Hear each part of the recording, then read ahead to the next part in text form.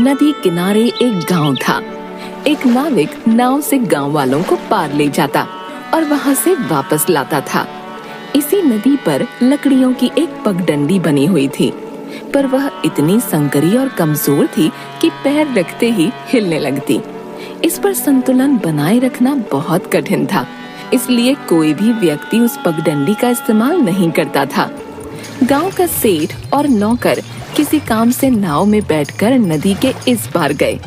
कुछ घंटों बाद गांव वापस जाने के लिए वे बिना पूछे नाव में बैठ गए। ए नाविक, जल्दी चल, देर हो रही है। अरे तुम्हें दिखाई नहीं देता? नदी में तूफान आया है, लहरें कितनी उफान मार रही हैं। ऐसे में नदी में जाना मरना है क्या? तूफान कब रुकेगा? पता नहीं, 1 घंटा हो गया है। तो तुम गांव कैसे जाओगे? जब तूफान रुकेगा। अगर नहीं रुका तो नाव यहीं बांध कर कहीं सो जाऊंगा। उस पगडंडी का क्या हाल है? वो तो तूफान से भी ज्यादा खतरनाक है। अब क्या करें मालिक? क्या करें? चल पगडंडी पर। नाविक सब कुछ देखता है।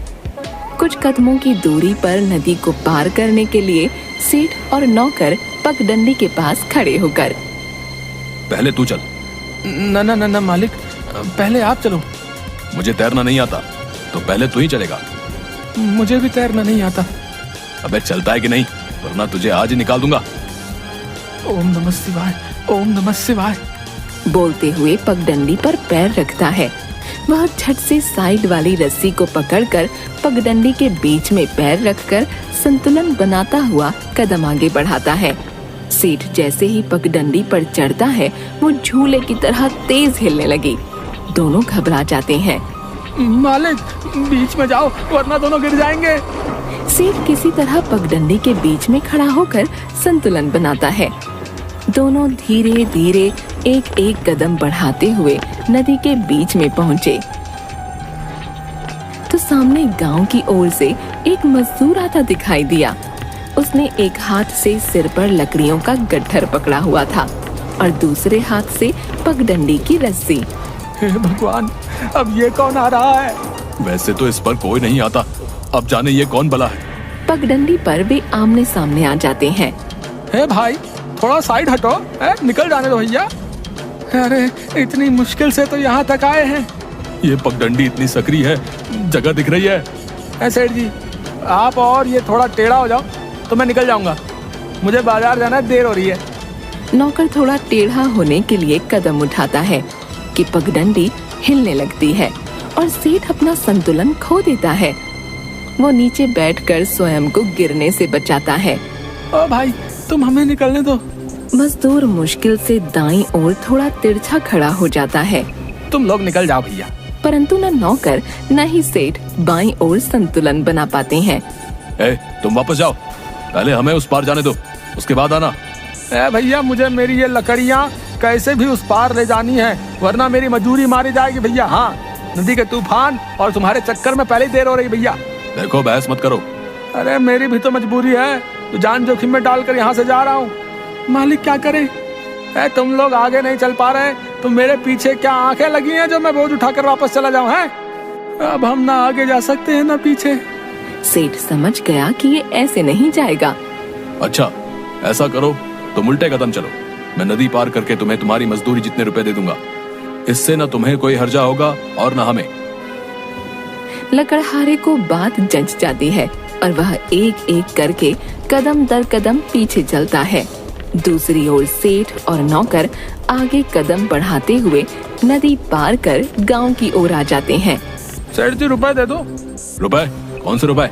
आप ही ने तो कहा था कि अगर मैं पीछे हटा तो। अरे चल चल, रुपए का पेड़ पर लगते हैं। सेठ, ये गलत है। सही गलत मुझे मत सिखा, नहीं मेरा समय बर्बाद कर। जाकर अपना काम कर। ठीक है, तो मैं पंचायत करूंगा। हाँ तो कर ले पंचायत, किसने रोका है देख लूंगा। कहकर सेठ और नौकर वहाँ से चले जाते हैं। रास्ते में नौकर सेठ से पंचायत के बारे में कहता है। मालिक, अगर इसने सच में पंचायत बुला ली तो? बुलाने दे, मैं सेठ हूँ, वो भी अमीर, कौन मेरे खिलाफ फैसला देगा? थोड़ी देर में सेठ और उसके नौकर को पंचायत से बुलावा आता है। पंचों के साथ गांव वाले भी थे। ये भी आ गया, लगता है नदी का तूफान थम गया। हाँ भाई, सेठ, ये मजदूर कह रहा है कि तुमने इसे नदी की पगडंडी से उल्टे पांव वापस जाने के लिए रुपए देने का वादा किया था, पर दिए नहीं है। क्या ये बात सही है? नहीं, ये झूठ बोल रहा है। मैं भला ऐसा वादा क्यों करने लगा? तुम बोलो, सच क्या है? मैं क्या बोलूं, मुझे थोड़ा कम सुनाई देता है, तो मैंने किसी बात पर ध्यान नहीं दिया। सेठ झूठ बोल रहा है, ये अपनी बात से मुकर गया है। क्या तुम अपनी बात सच साबित कर सकते हो? हाँ, ये नाविक भी वही था, इससे पूछ लो। सरपंच जी, मैं वहीं था। आज नदी में तूफान आने के कारण दूसरी ओर रुका हुआ था। मैंने मजदूर को पगडंडी से वापस लौटते हुए और सेठ को चिल्लाते हुए देखा था। ये नाविक इसके साथ मिला हुआ है। इन दोनों ने मिलकर मेरे खिलाफ पंचायत बुलाई है। मजदूर कुछ क्षण चुप रहता है। तुम्हें कुछ और कहना है? आज पगडंडी पर कौन कौन गया है? उसके आसपास भी कोई नहीं जाता। आज भी केवल तुम ही लोग गए हो। पंचो, आप मेरे साथ चलो, मैं अपनी बात साबित करके दिखाता हूँ।